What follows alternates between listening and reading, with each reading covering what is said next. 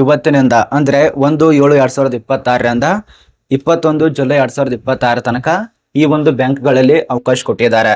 ಇಲ್ಲಿ ನೋಡಿ, ನಮ್ಮ ಒಂದು ಕರ್ನಾಟಕದವರಿಗೆ ಸಂಪೂರ್ಣವಾಗಿ ಅವಕಾಶ ಇರತ್ತೆ. ಮಹಿಳೆಯರಾಗ್ಬೋದು, ಪುರುಷರಾಗ್ಬೋದು, ಫ್ರೆಶರ್ ಕ್ಯಾಂಡಿಡೇಟ್ಗಳು ಮತ್ತು ಅನುಭವ ಕ್ಯಾಂಡಿಡೇಟ್ಗಳು ಇಬ್ಬರಿಗೆ ಅವಕಾಶ ಇರತ್ತೆ. ಟೆನ್ಷನ್ ತಗೋಬೇಡಿ.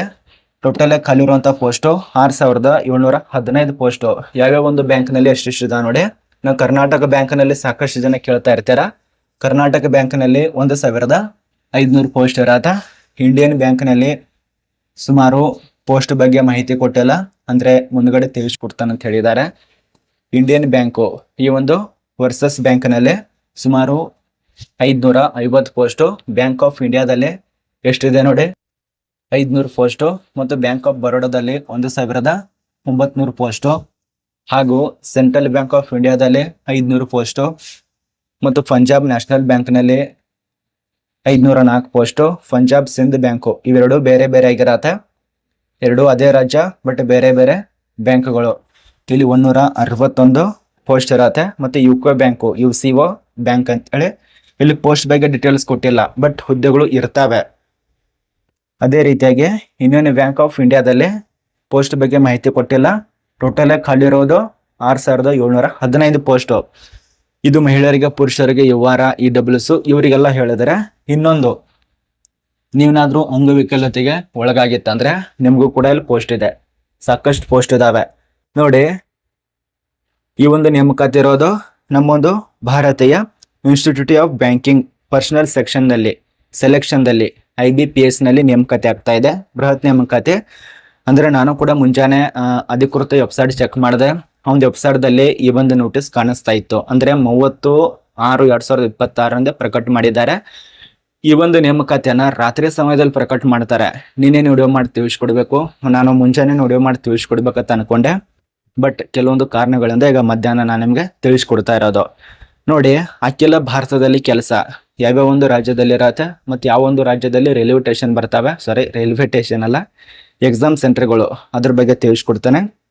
ಅದೇ ರೀತಿಯಾಗಿ ಏನೆಲ್ಲ ವಿದ್ಯಾರ್ಹತೆ ಆಗಿರ್ಬೇಕು, ರೂಲ್ಸ್ ರೆಗ್ಯುಲೇಷನ್ ಏನು ತಿಳಿಸ್ಕೊಟ್ಟಿದ್ದಾರೆ, ಎಲ್ಲ ಚರ್ಚೆ ಮಾಡೋಣ. ಕೊನೆತನಕ ನೋಡಿ. ಸಾಮಾನ್ಯವಾಗಿ ಈ ಒಂದು ಪೋಸ್ಟ್ ಬಗ್ಗೆ ಎಷ್ಟಿದೆ ಅಂತ ಗೊತ್ತಾಯ್ತು.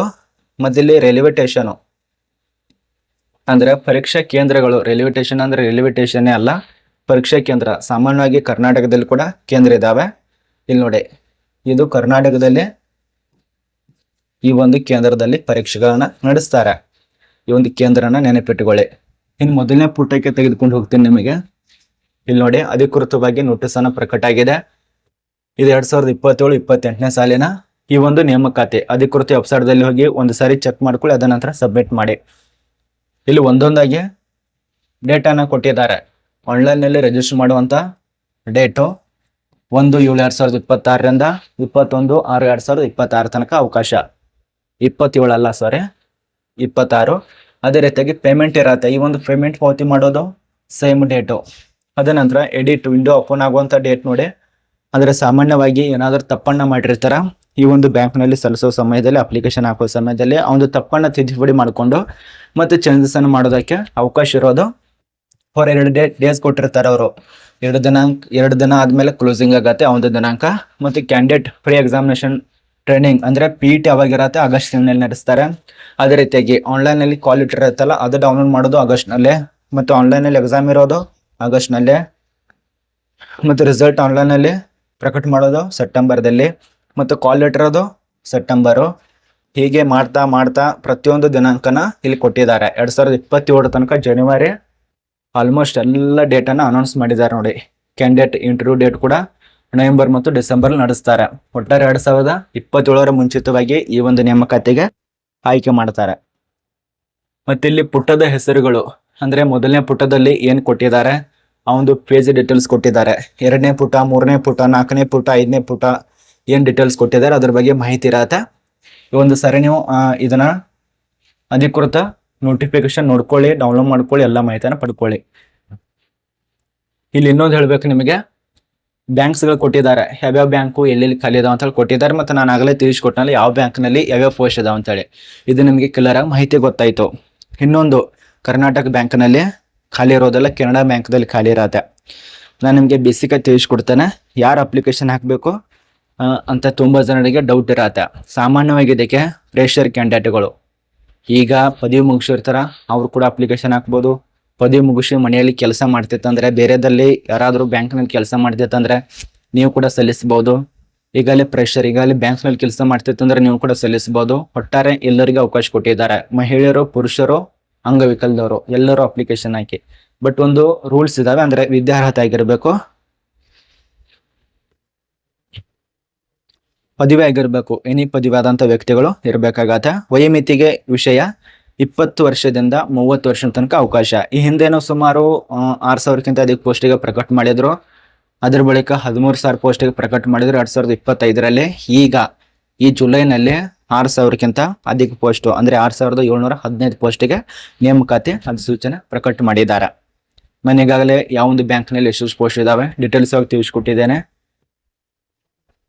ವಯೋಮಿತಿಯಲ್ಲಿ ಕೂಡ ಏಜ್ ರಿಲ್ಯಾಕ್ಸೇಷನ್ ಇರತ್ತೆ. ಮತ್ತು ಅರ್ಧ ಶುಲ್ಕದಲ್ಲಿ SC/ST ಕ್ಯಾಂಡಿಡೇಟು ಮತ್ತು PWBD ಕ್ಯಾಂಡಿಡೇಟ್ಗೆ 170 ರೂಪಾಯಿ ಶುಲ್ಕ.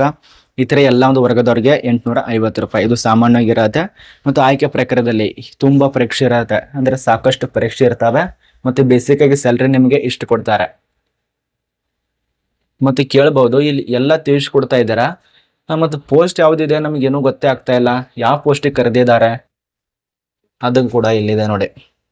ಯಾವ ಪೋಸ್ಟ್ ಕರೆದಿದ್ದಾರೆ ನೀವೇ ನೋಡಿ, ಇಲ್ಲಿದೆ ಪೋಸ್ಟ್ ಹೆಸರು. ಇದು ಪೋಸ್ಟ್ ಹೆಸರಾಗಿರತ್ತೆ. ಯಾವ್ದು ನೋಡಿದು PO ಪೋಸ್ಟ್ ಇರತ್ತೆ. ಈ ಒಂದು PO ಪೋಸ್ಟ್ ಅಂದರೆ ಪ್ರೊಫೆಷನರಿ ಆಫೀಸರ್ ಮ್ಯಾನೇಜ್ಮೆಂಟ್ ಟ್ರೈನಿ ಅಂತೇಳಿ. ಈ ಒಂದು ಪ್ರೊಫೆಷನಲ್ ಆಫೀಸರ್ ಮತ್ತು ಮ್ಯಾನೇಜ್ಮೆಂಟ್ ಟ್ರೈನಿ ಈ ಒಂದು ಪೋಸ್ಟ್ ಇರತ್ತೆ. ಈ ಒಂದು ಖಾಲಿ ಇರುವಂತ ಪೋಸ್ಟ್ ಸಾಮಾನ್ಯವಾಗಿ ಆಯ್ಕೆ ಪ್ರಕಾರದಲ್ಲಿ ಪೂರ್ವಭಾವಿ ಪರೀಕ್ಷೆ, ಮುಖ್ಯ ಪರೀಕ್ಷೆ, 2 ಮುಖ್ಯ ಪರೀಕ್ಷೆ ನಡೆಸ್ತಾರೆ. ಮೊದಲನೇ ಪರೀಕ್ಷೆ, 2ನೇ ಪರೀಕ್ಷೆ ಈ ಒಂದು IBPS ಸಂಸ್ಥೆಯಲ್ಲಿ. ಅದೇ ರೀತಿಯಾಗಿ IBPS ಸಂಸ್ಥೆಗೆ ಸಂಬಂಧಪಟ್ಟಂತೆ ದಿನಾಂಕ ಬಗ್ಗೆ ಎಲ್ಲ ಗೊತ್ತಾಗಿದೆ. ಇಷ್ಟು ಇದ್ರ ಬಗ್ಗೆ ಮಾಹಿತಿ.